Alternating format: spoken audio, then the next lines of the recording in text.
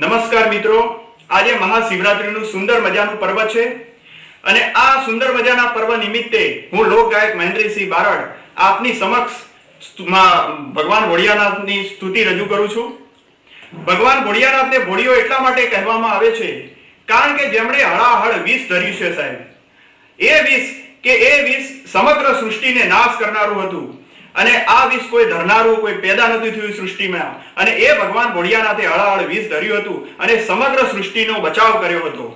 ભગવાન ભોળિયાનાથને ભોળિયો એટલા માટે કહેવામાં આવે છે કે સાહેબ સાક્ષાત કુબેર પણ જેની આગળ કંગાળ હોય, જેણે લંકા રાવણને દાનમાં આપી દીધી હોય, એટલા માટે ભોળિયો કહેવામાં આવે છે સાહેબ। અને એટલા માટે હું આપની સમક્ષ ભગવાન ભોળિયાનાથની સરસ મજાની આજે મહાશિવરાત્રીના પર્વ નિમિત્તે સ્તુતિ રજૂ કરું છું।